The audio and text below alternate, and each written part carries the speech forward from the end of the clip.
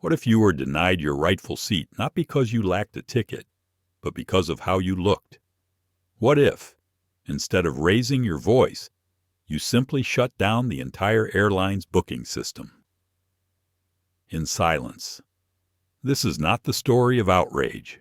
This is the story of resolve. On Flight 918, a calm, composed black CEO named Dr. Elijah Merrick was asked to leave his first-class seat despite having a valid boarding pass. No explanation, no apology, just assumptions, and a quiet expectation that he'd accept it. But what the airline crew didn't know was this: Elijah built the very backbone of their tech infrastructure, and he wasn't about to be erased. Who was this man who chose dignity over drama? What did he see in that moment that made him go still instead of loud? And how did his silence spark a nationwide reckoning? This is not just a flight story. This is a mirror held up to power, protocol, and prejudice. Buckle up. You're about to hear how one man's quiet decision changed everything. Don't forget to like, share, and subscribe to the channel. Let's begin the story. Sir, you'll need to move. That seat doesn't belong to you. The words dropped like a stone in the still air of flight. IR 328 moments before the cabin doors closed. The woman's voice was clipped, official, designed to command. But the man sitting in seat 2A didn't flinch. He blinked once, slowly, as if waking from a long thought. Then he looked up. "I'm sorry," he said, voice calm, even. The lead flight attendant, Monica Ray, shifted her stance slightly, like she expected resistance. She stood just past the curtain separating first class from the rest of the plane, her hand resting lightly on the edge of the drink cart. "You're not listed for this seat," she said again, her tone harder now. "You'll need to move to 22D, economy cabin." The man in the seat, Dr. Elijah Merrick, didn't move. He was dressed in a dark tailored jacket, gray slacks, no tie, not flashy, clean, professional. His posture wasn't defiant, just intentional, like someone who belonged wherever he chose to sit. "I checked in digitally," he said, his voice carrying no heat. "Seat 2A. He held up his phone, which displayed the airline's official app. Monica didn't even look. "Sometimes these third-party tools glitch," she said, waving the screen away. "I'm going by what's in our manifest. You need to move now." "Or Elijah," said a voice from the seat behind him. It was Talia Brooks, his systems manager, early 30s, smart eyes behind clear-frame glasses. She leaned forward between the seats. "Want me to pull the transaction receipt?" she asked quietly. Elijah shook his head just once, subtly. "Not yet." In the row across, a man with slicked back hair and a suit that screamed wealth without manners, Richard Hensley, leaned in, sipping something with citrus and contempt. "Probably wandered in," he muttered, not quietly enough. "Happens sometimes." A woman across the aisle looked down, then glanced back up with curiosity. A few phones had already shifted angles. Casual, observing, but filming. Still, Elijah didn't move. He set his phone down on the armrest and folded his hands. "I fly this route every other week," he said quietly. "Same seat, same airline." Monica crossed her arms. "Today, you're not listed." Silence hummed around them. Then Monica pulled a printed boarding stub from her tablet pouch. She held it out like it was a verdict. "This is your seat," she said. 22D, please relocate." Elijah glanced at it. "That's not my name. I don't have time for this," Monica said sharply. His voice didn't rise. "You will," he replied. Behind them, Genevieve Choi, a freelance investigative journalist seated in 4A, opened her notes app. Something about the cadence in his voice told her this wasn't just about a seat. She tapped her screen once to begin a private audio recording. "At the rear of the cabin," a child's voice asked. "Why are they mad at him?" The child's mother hushed them, but her eyes, too, were on Elijah now. Talia shifted again in her seat. "Elijah," she said, just above a whisper. "Want me to check the system?" He glanced at Monica, then back at Talia. "Check everything."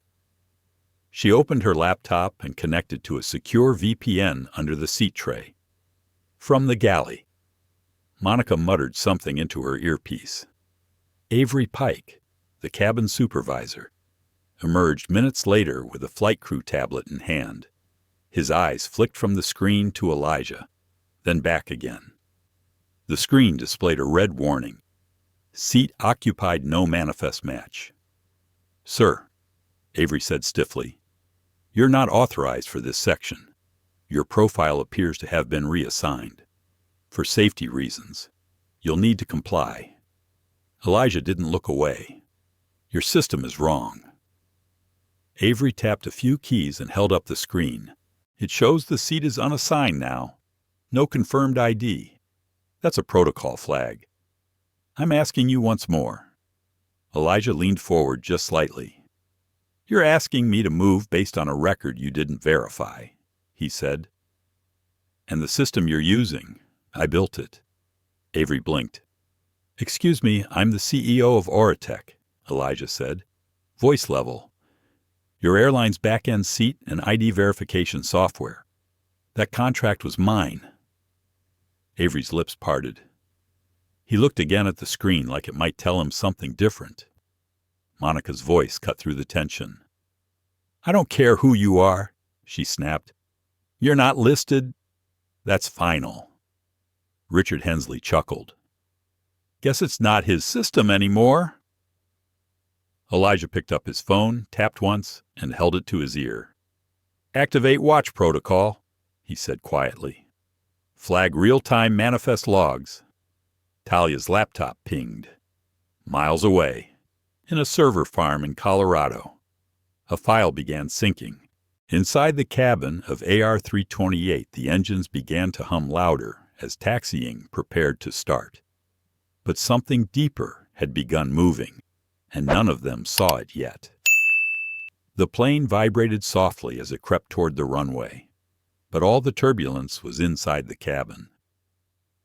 Monica Ray stood with her arms folded at the front of the first-class section, now visibly irritated.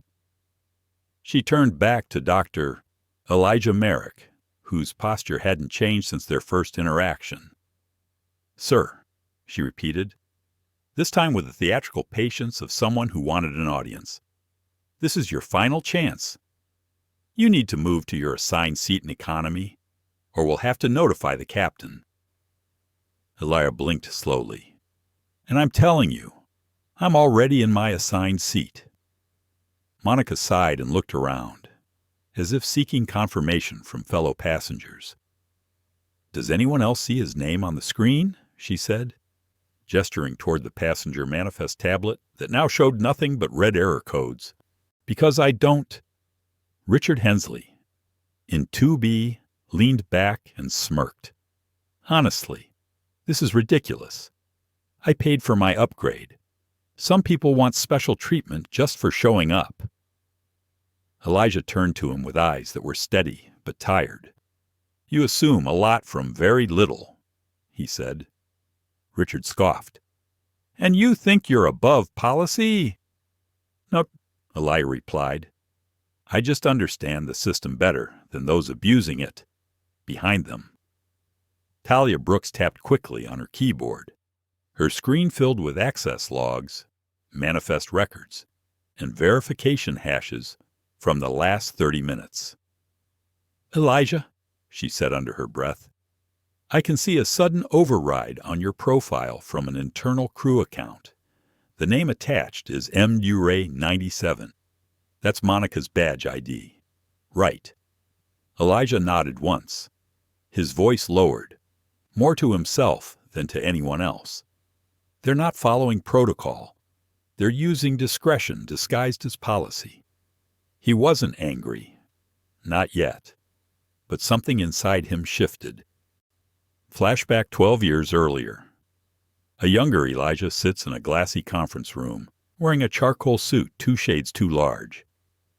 Across the table, 6 white men with loosened ties and country club smiles look back at him. His presentation had just ended. Charts, case studies, algorithm integrity reports, nothing but data and logic. One of the executives clears his throat and says, "You've got an interesting product, Dr. Merrick, but aviation's about tradition, legacy, relationships." Another adds, "It's not personal, just not a good fit right now." He remembers walking out into a Texas summer sun, sweat lining his back, hearing his father's voice in his head. "If they won't buy your value, build something so good they'll have to rent it." Back on flight AR-328. Elijah looked up again. "I suggest," he said clearly, "you check again." Avery Pike stepped forward, watching Monica carefully. "Can you show me your ID?" he asked Elijah. "Just for protocol." Elijah reached into his blazer pocket, retrieved a platinum business card. It shimmered with an embossed gold logo, Auratech Systems, Dr. Elijah Merrick, CEO and founder. Avery's brow furrowed. He stepped back. Monica wasn't done. "Your company name doesn't mean anything to me. If your name's not in our system, you're not supposed to be here." Talia's fingers didn't stop moving. She just pushed a profile lock. She whispered, "They're trying to scrub your presence from the cabin logs in real time." Across the aisle, Genevieve Choi, still recording discreetly, turned to the older woman next to her. "Do you see what's happening?" The woman nodded grimly. "And it's not just about a seat. In 24C, toward the back of the plane, a 10-year-old girl named Layla tugged at her mother's arm. Why are they treating that man like he's bad?" Her mother looked at her, uncertain how to explain a truth she had known too long. "Because some people only see what they want to," she whispered, "even when it's not there." Monica stepped closer to Elijah's seat now, tone dropping to a colder register. "If you don't comply, this becomes a security escalation. That's not something you want mid-air." Elijah looked at her evenly. "Are you saying I'm a threat?" She said nothing. That was her answer. From her seat, Talia sent a quick ping to Miles Walker. Back at headquarters, crew override flagged. "Can you pull their access tree?" He replied instantly, "Already started." Something's off. Elijah's clearance key just vanished. From all layers. Eliah's watch buzzed. New message. Lock requested on your ID chain. Want to mirror. He didn't reply yet. He looked out the window for a moment, the sunlight flickering across the wing. In that pause, he heard his mother's voice again. "There's power in not reacting the way they expect. Make them chase their own shadow."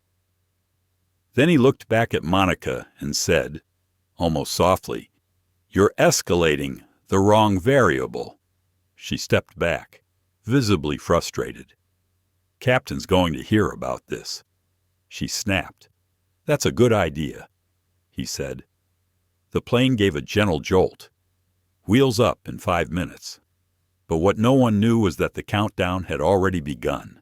The plane's wheels hadn't left the tarmac yet. But the pressure in the cabin was already rising. Dr.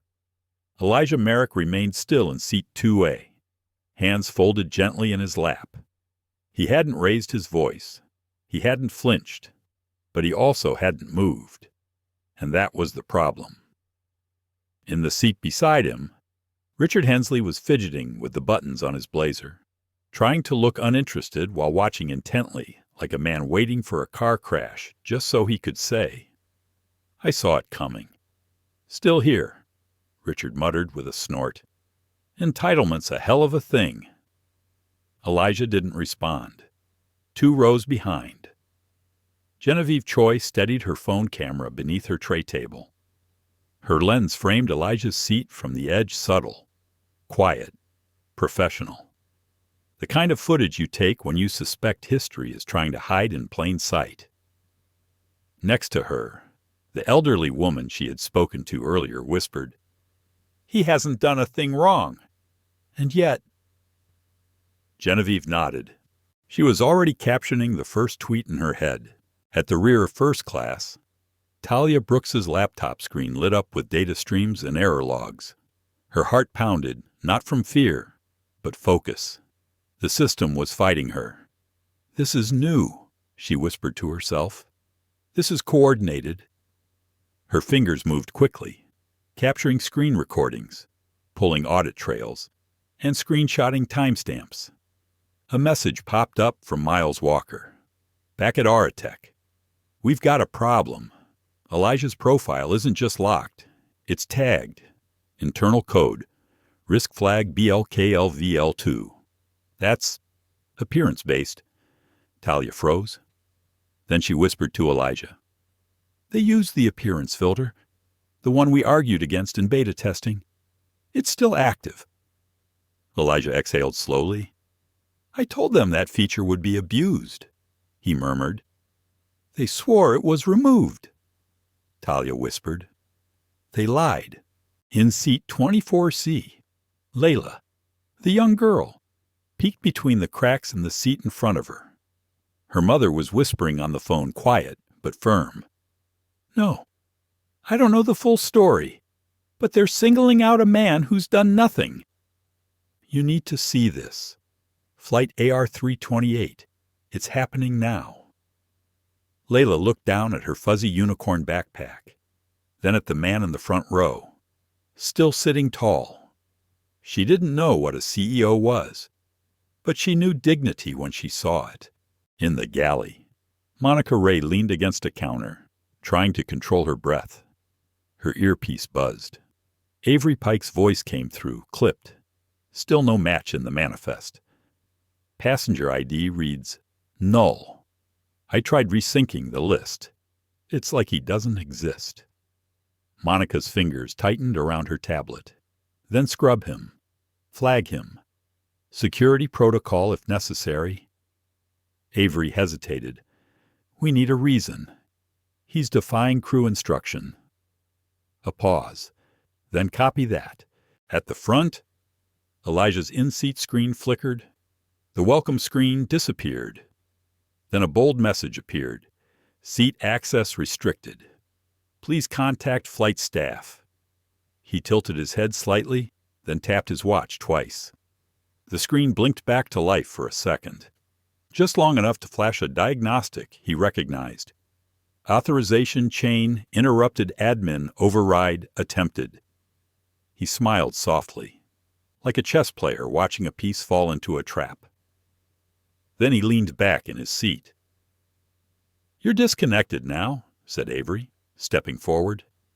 His voice was low, smug. Elijah looked up at him. "So are you." Richard Hensley, annoyed by the quiet confidence radiating from his neighbor, leaned closer. "You know, I've flown this airline for over a decade. I've seen all types try to sneak into first class.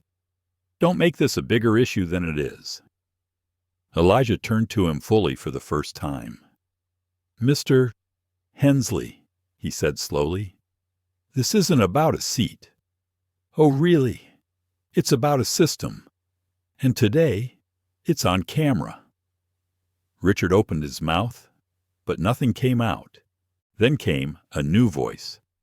From the row behind Monica, Genevieve stood. "Excuse me," she said calmly, projecting just enough.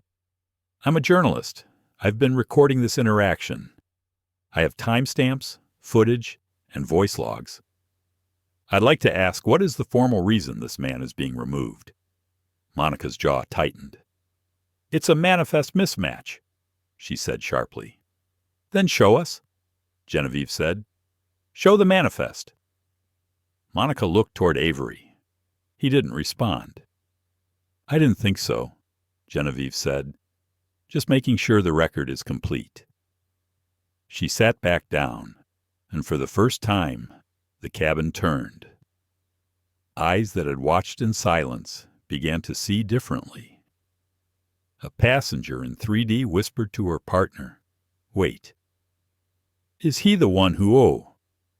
Another leaned across the aisle and asked, "Did she just say journalist?"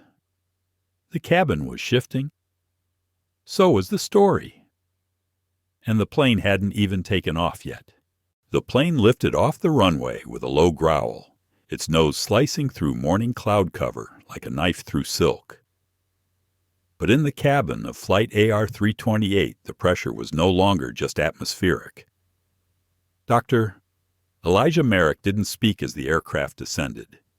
He sat still in seat 2A, hands resting on his thighs, his shoulders square, back straight. To the casual observer, he looked unbothered, unshaken, but inside, a war was unfolding. They're still doing it, he thought. All these years, all these warnings, and they're still doing it. He glanced at the in-seat screen, still frozen. A quiet reminder. Access denied. His name was nowhere in the first-class manifest, but the system showing that he had built it 12 years ago. Elijah had sat in a windowless conference room in Arlington, Virginia, across from a team of private aviation consultants. He was pitching a new model predictive security coding based on behavior logs and travel metadata, not appearance. He remembered the cold response. One of the men leaned back, arms crossed, and said, "Airports want things that work, not things that talk ethics." Another added, "Face it, dock airlines are still about optics. People feel safer when the seats look a certain way." They didn't say it outright, but they meant it. Keep black men in row 30. That's where the system feels balanced. That was the day Elijah founded Auratech. And that was the day he promised no one will write us out again. Back in seat 2A, he received a message on his smartwatch. From Miles Walker. "Your clearance was force-locked by in-flight ops about 4 minutes ago. Reason code, profile mismatch. Tag appearance, risk level 2. Elijah narrowed his eyes. That tag shouldn't exist. He'd written the original compliance package. Level tags were used for behavioral anomalies, not appearance profiles. But he remembered the clause they'd forced into version 5.3.1. Appearance-based reassignment authority may be used at crew discretion under active dispute conditions. They'd buried it in a revision. He'd flagged it, and they'd activated it on him. In the seat behind him, Talia Brooks was still typing like her fingers were on fire. "Log history shows Monica manually reassigned your profile mid-check-in," she whispered. "It wasn't a glitch. It was intentional." She clicked again. "Avery flagged you after she did." Elijah turned to her slightly, voice low. "Who else can see that I'm mirroring now?" she said. "Miles is pulling the backup keys. I'm routing it through a passive relay so it doesn't trigger an alert." He gave a slow nod. This was no longer a misunderstanding. It was a playbook. Richard Hensley stirred beside him. "You know what's funny," he said, sipping a vodka soda. "You've said maybe 10 words this whole time. And somehow, you've made everyone uncomfortable." Elijah didn't look at him. Richard went on. "I mean, if you were really supposed to be in this seat, we'd know by now. The system would say so." Elijah turned to him now. "There's a system," he said, "and then there's the people behind it." Richard scoffed. "What? You think they're all racist or something?" Elijah's eyes didn't blink. "I think they're following a script that was never meant for people who look like me." At the front of the cabin, Monica Ray leaned toward the cockpit door, speaking into her private comm channel. He's still refusing to comply, she said. Now another passenger is interfering. Seat 3A, some woman with a camera. She's spreading it. On the other end of the line, Avery Pike sounded tense. Monitor it. Don't touch anyone, but get ready to escalate. What about his credentials? Avery paused. We don't verify titles. We verify records. Monica looked at the frozen screen showing unknown passenger. And what if we deleted the record Avery didn't answer? Because they both already knew. In seat 4A, Genevieve Choi was editing her clip. The light from her phone illuminated the face of the older woman beside her. What do you think happens next? The woman asked. Genevieve glanced toward Elijah. He hasn't even stood up yet, she said. But I think something's about to. From the rear of the cabin, a quiet buzz spread. Passengers were whispering. Some said nothing. Others murmured words like CEO, tech guy, mistake, bias. A few of them started looking up, seat 2A on their phones. A Reddit thread had been created by a user named Aviation Watcher Black Man being targeted on Horizon Flight. He says he built the system they're using. Anyone know who he is? It had 200 upvotes in 3 minutes. Elijah's watch buzzed again. A new message from Miles. Emergency trigger ready. Want to mirror to public relay. Talia looked over the seat, eyes wide. We can expose it right now. Live. Everything. Elijah stared forward. He remembered another flight. His first trip as a full-time engineer. He had dressed up, packed light, smiled at everyone. The flight attendant then had offered him a drink, and then asked to see his boarding pass again. Just double-checking. Always checking. Never belonging. Today was different. He turned slightly. Mirror it, he said. Talia tapped twice. Across 3 secured data tunnels. The Horizon Air crew logs began syncing silently with Oratech's transparency archive. Truth was on its way. It hadn't screamed. It had simply logged in. The cabin lighting dimmed slightly as Flight AR-328 reached cruising altitude. The pilot's voice came through the speaker in a calm, rehearsed tone. Ladies and gentlemen, we've reached our cruising altitude of 36,000 feet. Please enjoy the in-flight service and remain seated unless necessary. But no one in first class was relaxing. Not anymore. Dr. Elijah Merrick stared quietly at the safety card in his seat pocket. His mind wasn't on exits or oxygen masks. It was on the ripple effect that had just been set into motion. A simple mirror command. A silent upload. A truth that had long sat buried in the architecture of the systems he built now awakened. 3 rows back, Monica Ray received an alert on her tablet. Unauthorized access detected. Network mirror, active sensitive files in transit.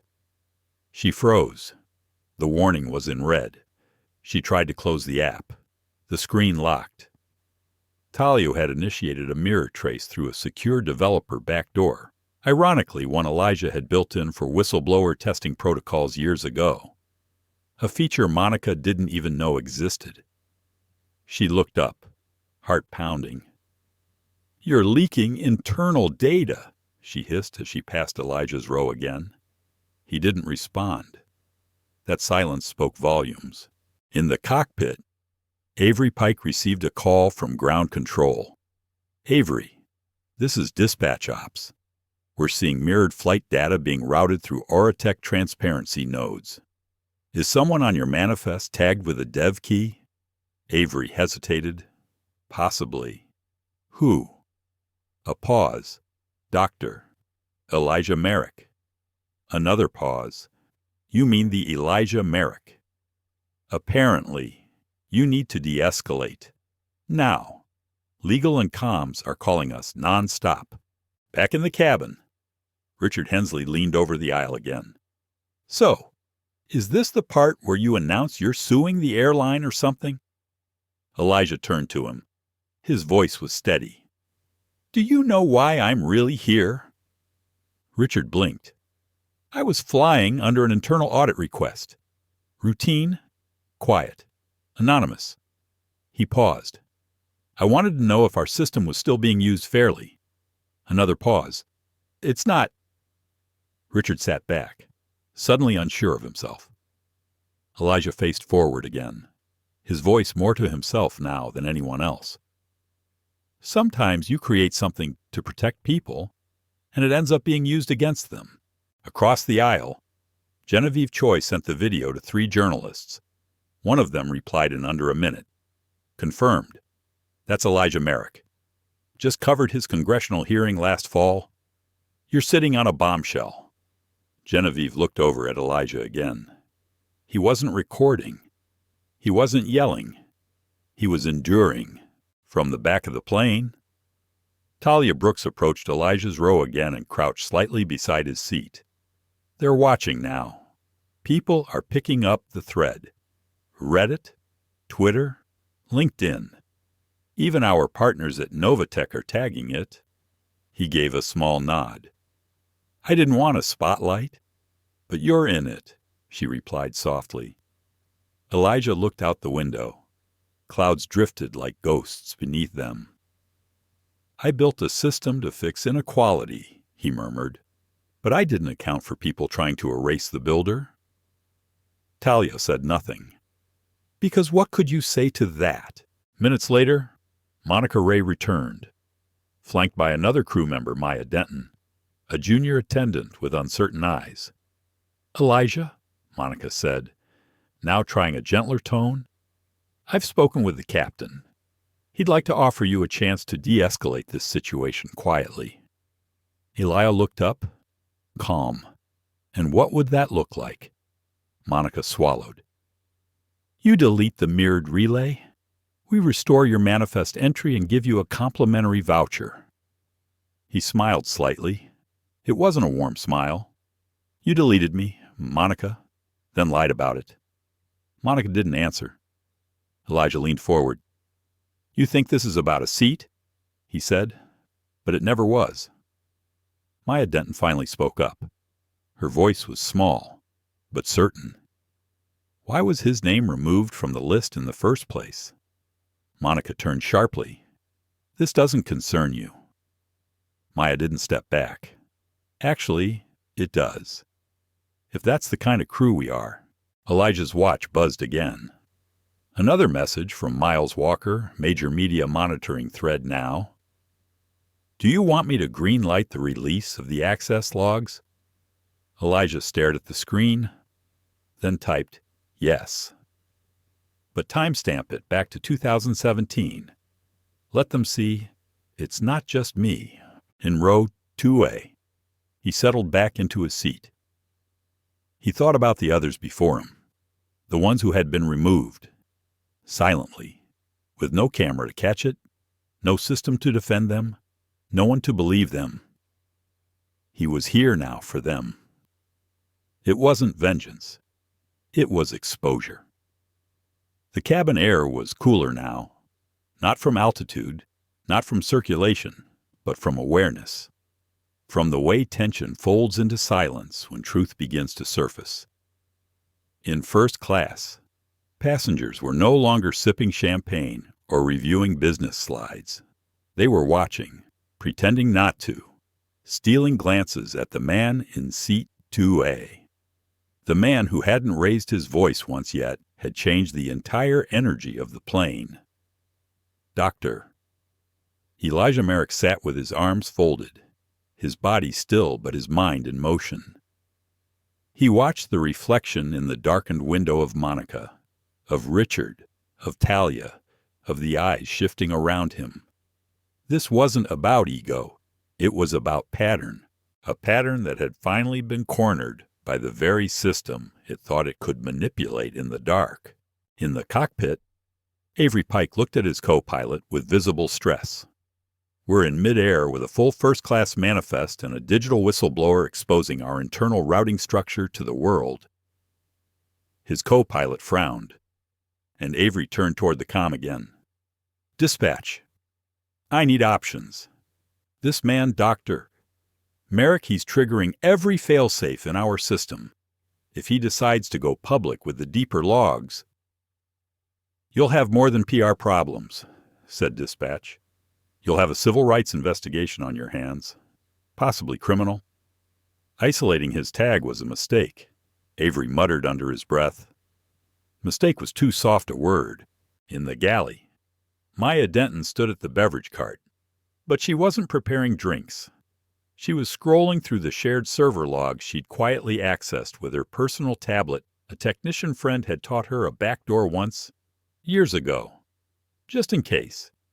And now it mattered. She searched Manual Override Plus Passenger Elijah Merrick. Her stomach dropped. It showed an entry, logged by Monica Ray, under the reason, Tag Level 2 reassignment, passenger visually does not match travel pattern, visual mismatch, no behavior, no incident, just how he looked. Maya closed her eyes and whispered God. Monica Ray had returned to the forward lavatory and splashed cold water on her face. Her hands were trembling. It wasn't just a misjudgment anymore. It was a digital paper trail. And it was traveling through servers they couldn't touch. She remembered when she first joined Horizon Air, told herself she was just enforcing policy. But now, the mask had slipped. She wasn't enforcing policy. She was executing bias. And she'd done it in front of a man who helped design the very system she misused. A man who never raised his voice, but had just raised the stakes. Back in row 2A, Elijah checked his watch again. A new message blinked from Miles Walker, NBC, Vice, and the Post just pinged me for confirmation. I said yes, and wait for what's next. Elijah typed back, "Tell them we're not leaking. We're correcting the record." Talia leaned toward him. "I just routed the last 7 years of override data into the compliance audit servers. They'll see all the passengers who were misclassified." Elijah nodded. "And they'll see who did the classifying." In row 4A, Genevieve Choi uploaded the full 3-minute cabin video. The title, Black CEO Denied First Class Seat. Then the truth blew the doors off the airline. Within 15 minutes, it was trending across multiple platforms. It was no longer just a story. It was a symbol. And in the economy cabin, passengers were starting to talk aloud now. "That's the guy," one woman whispered. "The tech founder?" "They tried to say he didn't belong." Up front asked another. "Yeah. But he's got all the proof. Back in first class." Richard Hensley looked at Elijah, now noticeably paler. "You just turned this flight into a headline," he muttered. Elijah turned his head. "No," he said calmly. "The flight was already the headline. I just turned the volume up." Moments later, the in-flight PA system chirped, "Ladies and gentlemen, this is your captain speaking. I'd like to acknowledge a special guest on board with us today, Dr. Elijah Merrick, founder of Auratech Systems, and a recognized leader in ethical travel technologies." A pause. "On behalf of Horizon Air, we want to express our gratitude for his contributions to passenger rights and digital transparency." The cabin was silent. Elijah didn't smile. He knew exactly what that was. Damage control. They hadn't apologized. They had only acknowledged him after being forced to. Maya Denton stepped into the aisle, eyes bright, breath shaky. She approached Elijah, kneeling slightly. "Sir," she said softly, "I just want to say, I saw the log. I saw what they did, and I'm sorry." Elijah looked at her, the only crew member to speak honestly to him so far. "You didn't do it," he said gently. "But I'm part of the team," she whispered. He gave a faint nod. "Then be the part that makes it better." Talia's phone vibrated. She looked down and then gasped. Elijah? He turned. They just suspended Monica. His eyebrows lifted, and Avery Talia's lips parted in surprise. He's been pulled from the cockpit and placed under review. Immediately. Elijah exhaled slowly. But this wasn't justice. Not yet. This was only the beginning. Elijah Merrick stared at the polished tray table in front of him, his reflection fractured across its surface by fine scratches. Outside the window, the skies were blindingly blue, but inside him, clouds gathered. From the outside, it might have seemed like a victory. The system had responded. Monica suspended. Avery pulled from the cockpit, a public acknowledgement over the intercom. But Elijah knew better. This wasn't the end of injustice. It was a controlled burn, a concession, a calculated pivot to prevent the fire from spreading further. And he was tired. Not from the headlines, not from the conflict, but from the sheer weight of it. The endless calculations a black man had to make in high places. The second guessing, the silent swallowing, the daily tightrope walk between dignity and danger. Talia Brooks noticed the stillness in him. You okay? She asked softly, leaning across the aisle. He nodded automatically, but then paused. No, he admitted. Talia blinked. She'd never heard him say that before. I keep thinking, Elijah murmured, about how many flights I've taken in my life. How many times I've let it go. Let the glance slide, the tone roll off, the misplaced assumptions pass. He leaned back, voice quieter, and this time, I just couldn't. Not anymore. In the back galley. Maya Denton stood quietly, staring at her own reflection in the coffee pot's mirrored surface. She could still hear the way Monica's voice had tightened earlier. Doesn't match travel pattern. It echoed in her ears like a slur in disguise. Maya wasn't black, but she wasn't blind either. She thought about her cousin, a coder like Elijah, who told her how often he had to prove his right to exist in boardrooms, in airports, in data. She clenched her fists. Maybe being neutral isn't enough anymore. Meanwhile, Genevieve Choi was refreshing the analytics feed on her phone. 750,000 views. Trending in 3 metro markets. Civil liberties groups already quote-tweeting her post. And yet, something unsettled her. Did I just use this man's trauma for views, she thought? Her work had always walked the line between advocacy and virality. But Elijah's silence haunted her. He hadn't asked for this, hadn't wanted this.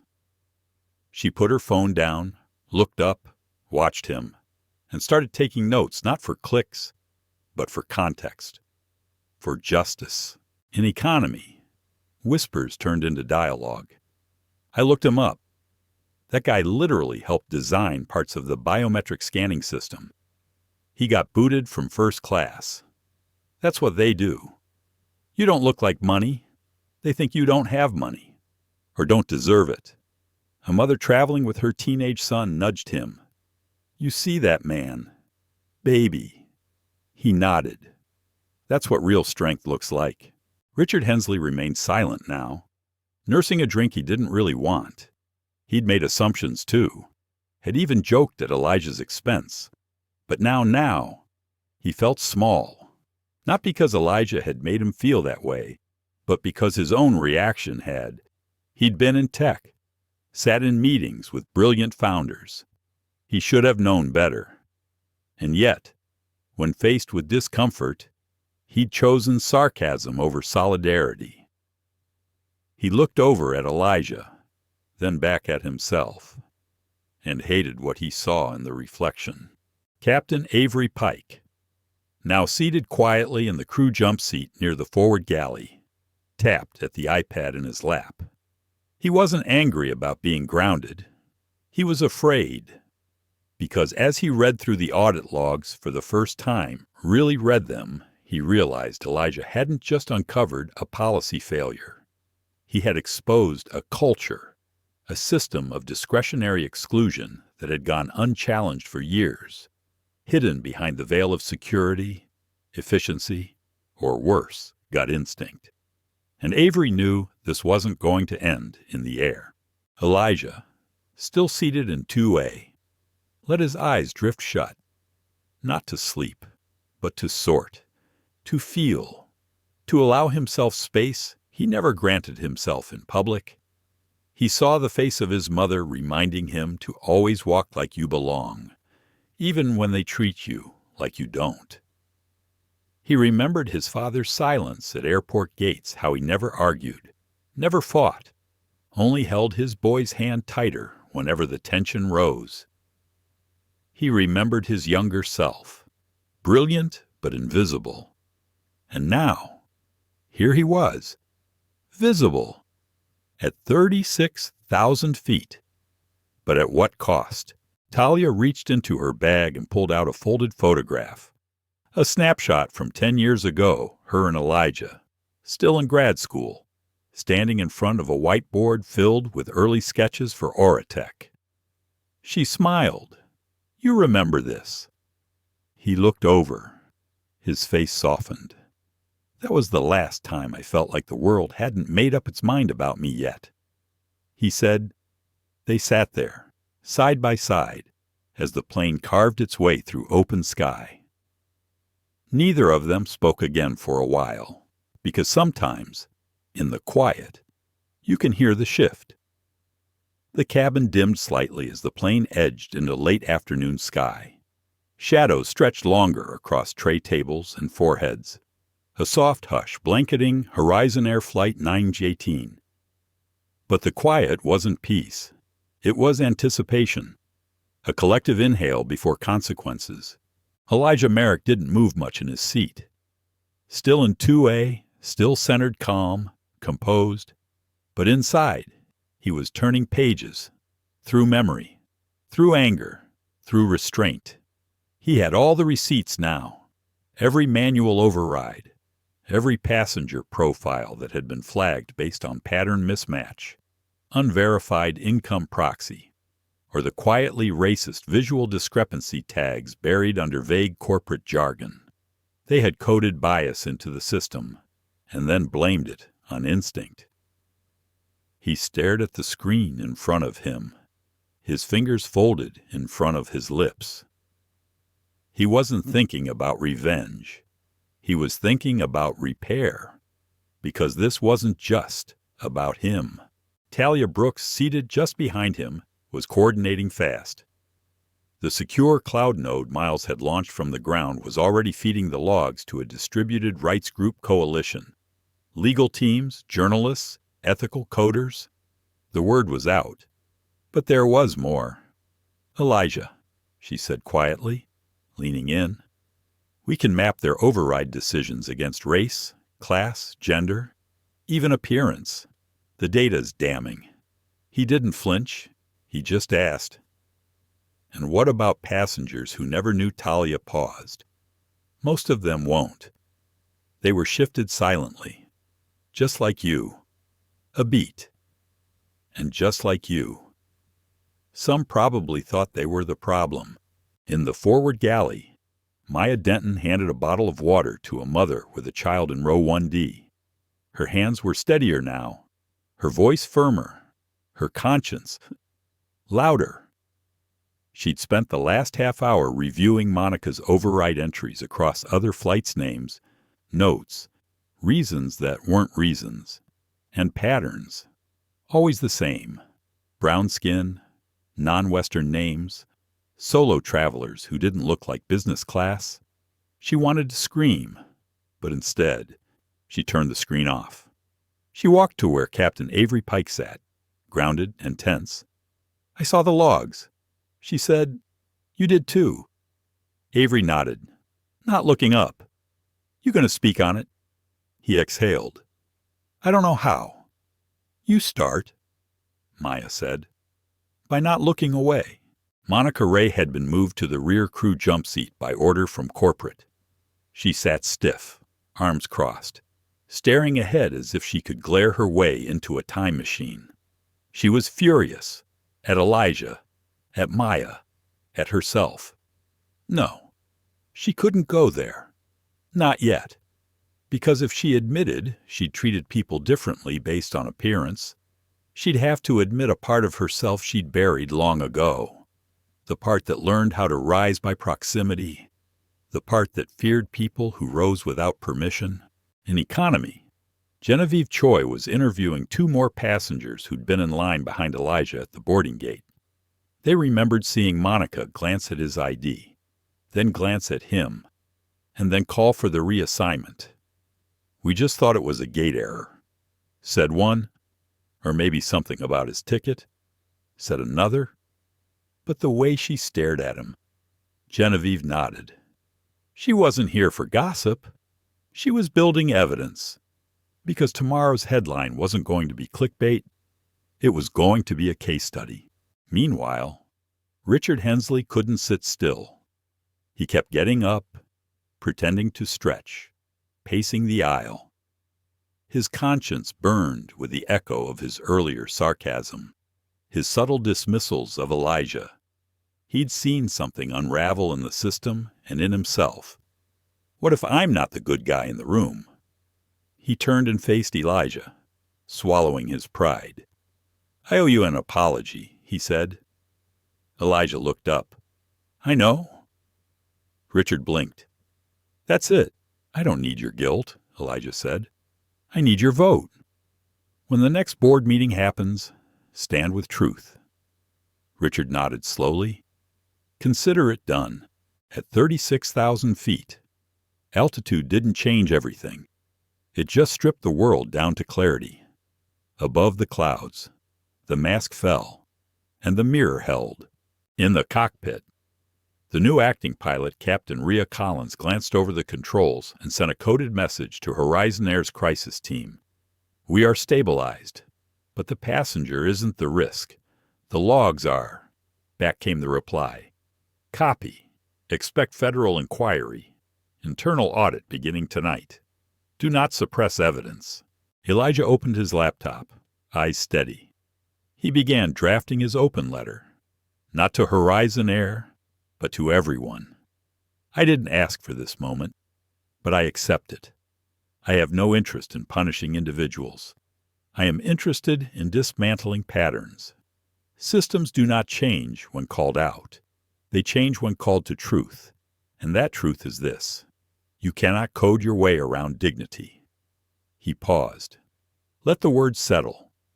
Then typed the final line. "Justice is not an upgrade. It is the default. And we're resetting the system seat by seat. By now." Horizon Air Flight 918 had become something else entirely. It was no longer a vessel ferrying passengers from one coast to another.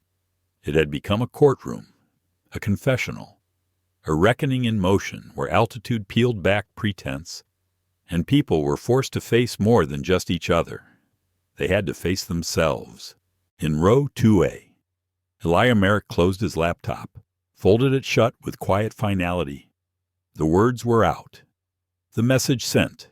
His open letter, published across secure channels, had already begun circulating across media networks and internal company lines. But his heart was still catching up. Not with fear, with fatigue.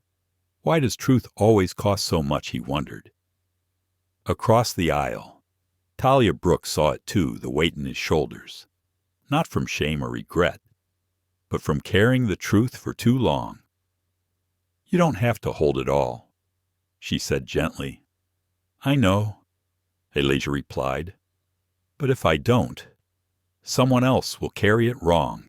Meanwhile, back in economy, the cabin had split into 2 camps, those whispering in indignation, and those whispering in awakening. "I never even thought about how many times this must happen." One woman murmured to her seatmate, "I work in HR." Another confessed, "And I've probably ignored versions of this at work." One passenger, a father of 2, said aloud, My kids are watching this unfold in real time. It's the best civics lesson they'll ever get. A teenager nearby was already tweeting, "This plane is proof that being rich, black, and right doesn't protect you from bias, but being calm, strategic, and seen, that's power." Monica Ray was no longer defensive. She was disoriented. Her phone buzzed every few seconds, notifications from company lawyers, risk assessment teams, even a call she couldn't take from PR control. But what rattled her most was a voice memo from her own teenage daughter. "Mom, were you mean to that man because he looked different? People at school are talking. I told them you wouldn't do that." Right. Her throat tightened. The denial rose instinctively, but then stalled. What if she had? What if over the years she had adopted the language of protocol as cover for prejudice? What if she'd learned bias so well she mistook it for instinct? In the forward galley, Captain Rhea Collins took a deep breath and turned to Maya Denton. "Have we heard from corporate again?" Maya checked her tablet. "They've just frozen override access for the next 72 hours. Full systemic audit underway."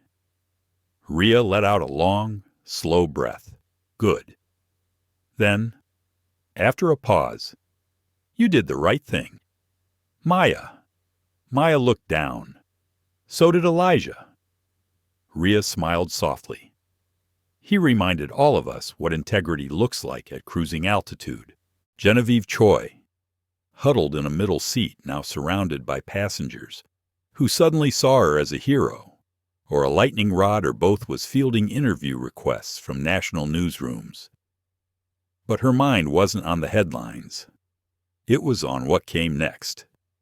"This can't just be a story about a black CEO on a flight," she muttered, typing. "It has to be a story about us. About every quiet moment where someone is misjudged, every smirk that masks discomfort, every system built to scan for danger but blind to dignity."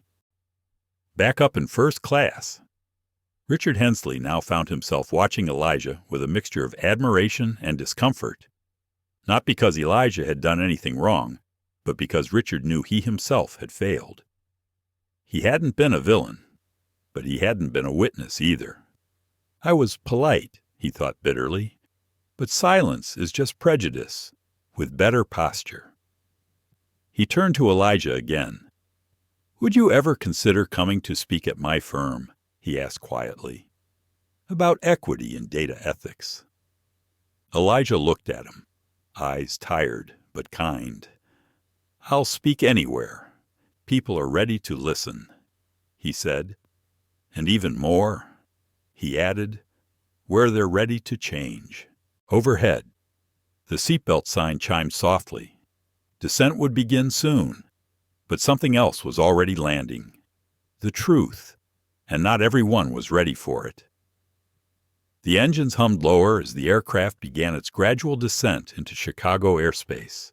Outside the windows, the clouds thinned, revealing a city glowing under the late-day sun, skyscrapers like raised arms, train lines threading across the land. But inside the plane, the altitude shift was matched by something deeper. Accountability was descending, too, and no one was flying above it. "Doctor." Elijah Merrick remained still, but alert. The calm that had carried him through the first confrontation was now something heavier, resolve sharpened by pain. Talia leaned over slightly. "You okay?" Elijah smiled faintly. "No," he said softly, "but I'm clear." In the rear crew cabin, Monica Ray sat against the wall, knees slightly drawn, phone still clutched in her hands. She had listened to her daughter's voice memo again and again. It hit harder than corporate policy ever could. Her internal defenses, once steel and smoke, were cracking. She didn't know if her job would survive this, but she knew something else. Her silence never should have. With trembling fingers, she began to type a message, not to HR, Not to PR, to Elijah. Just one line. I'm sorry, truly, and I want to understand. She hit send, not because she expected forgiveness, but because she owed it. Regardless, in first class, Richard Hensley was no longer the composed executive he'd been at takeoff. He was now a man humbled by proximity to courage and proximity to failure. He had watched bias operate from inches away and said nothing until it was safe, until it was easy. Now, with the runway drawing near, he tapped his screen open and wrote an internal email to his board. We must audit every hiring, promotion, and partner decision made in the last 5 years. If any of them reflect what I witnessed today, we are part of the problem, and I won't stand for that anymore. A few rows behind, Genevieve Choi updated her article's final paragraph, ready to push it live the moment wheels touched tarmac. What happened on Horizon Air Flight 918 is not a singular injustice. It is a case study of how power, perception, and prejudice intersect at 36,000 feet and on the ground. But it's also proof that truth, once spoken calmly and clearly, can penetrate even a sealed cabin. She hit save. Her phone buzzed with a message from her editor. CNN wants to feature this. MSNBC too. You're on tomorrow, she responded. This isn't about my voice. It's about his. In the cockpit, Captain Rhea Collins read the incoming brief from legal FAA and federal ethics investigation confirmed. Be advised, public statement pending. She looked to her co-pilot. We're not going back to normal after this, she said. He nodded. No. But maybe. That's good. In economy, the whispers had turned to dialogue. Passengers were swapping stories, times they'd been misjudged, passed over, moved aside. One man said quietly, I always thought people were overreacting when they talked about microaggressions. Not anymore. A woman next to him replied, My husband's black. He goes through this all the time, and I used to tell him to let it go. I won't say that again. Back in 2A, Elijah's phone buzzed with Monica's message. He read it. He didn't respond. Not yet. Some things needed time before they could be met with grace. But he bookmarked it in his mind not as closure, as a beginning. As the captain announced final approach, oxygen levels normalized, and so did conversation. But nothing would return to what it was before. And that was the point. The flight wasn't just descending into a city. It was descending into consequence. The moment the tires kissed the tarmac, a collective breath released inside Horizon Air Flight 918. It was the kind of breath you don't even realize you've been holding for hours, years, maybe a lifetime. But for Dr. Elijah Merrick, it didn't feel like relief. It felt like responsibility. He glanced out the window as the skyline of Chicago emerged behind the terminal, steel bones gleaming in the dusk. The city had never looked so invitational or so charged.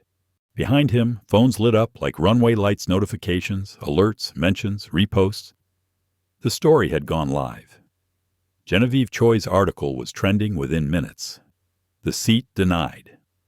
How a calm black CEO revealed the deep code of corporate prejudice at 36,000 feet. People were already stitching their own truths to it. I was once asked to prove my first-class ticket. I was 9 months pregnant. My father is a software engineer. He gets followed around tech stores. This story is not rare. This story is just recorded. In the crew jump seat, Monica Ray watched the comments scroll across the airline's internal dashboard, where employee reviews of the incident were flooding in, some supportive, many damning. Her throat was dry, her hands cold. Her daughter's voice echoed again. You wouldn't do that. Right. She closed her eyes. I did, she whispered aloud. I did. Back in the main cabin, passengers rose slowly, conversation still buzzing. Some reached for Elijah quiet nods, handshakes. One woman simply placed a palm over her heart. He met them with the same stillness that had carried him through all of it, not because he wasn't feeling anything, but because he felt everything. Talia Brooks stood beside him, protective and proud. You know, she said gently, this will change things. Elijah's brow furrowed. Not unless we follow through, he said. Awareness isn't action. Then he reached into his carry-on and pulled out a sealed manila envelope, inside a blueprint, a proposal for a federally enforced audit framework that would hold transportation, tech, and corporate systems accountable for algorithmic bias and discriminatory human overrides. This was always the mission, he said. They just gave it a stage, outside the aircraft. Ground crew and press were waiting. The airline had tried to contain the incident, but it had already evolved beyond their reach. The Department of Transportation had issued a statement within 20 minutes of touchdown. We are launching an expedited investigation into Horizon Air's internal ticketing protocol and personnel conduct related to Flight 918. Cameras flashed, and in the silence between them, the truth gleamed, not as spectacle, but as reckoning. In a side exit stairwell, Captain Rhea Collins quietly shook Elijah's hand.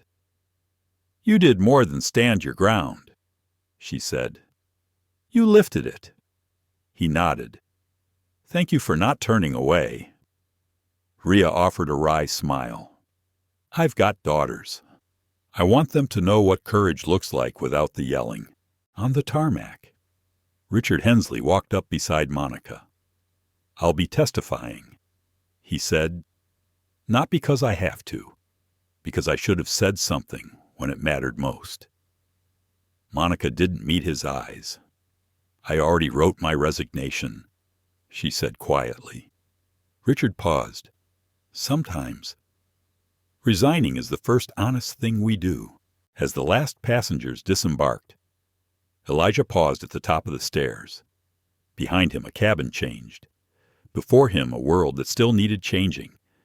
But in that space between, there was momentum. Not rage, not noise, just a calm, thunderous shift. And it all started with one seat. 3 days after Flight 918 landed, the skies over Chicago looked calm.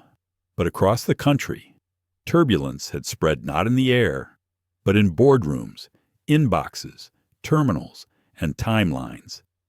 The story had cracked the top of every major outlet, CNN from seat, denied to system reset. The story of Dr. Alicia Merrick. Forbes the man who quietly shut down a booking system and the bias behind it. NPR dignity at 36,000 feet. A new standard for resistance. Inside a D.C. federal hearing room, Dr. Elijah Merrick stood tall but unarmed. No legal team behind him.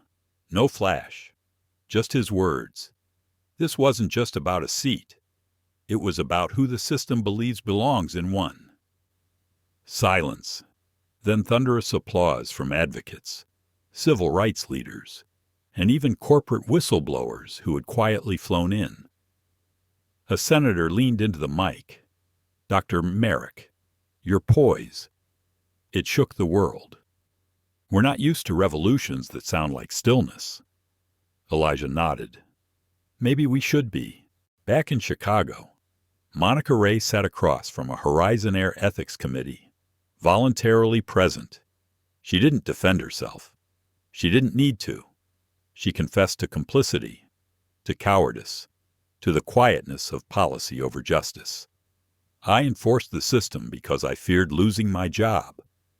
What I didn't realize was I was helping others lose their dignity. That's worse. They offered her a chance to stay under a new title, Equity Operations Consultant. She declined. I need to earn back my daughter's trust first.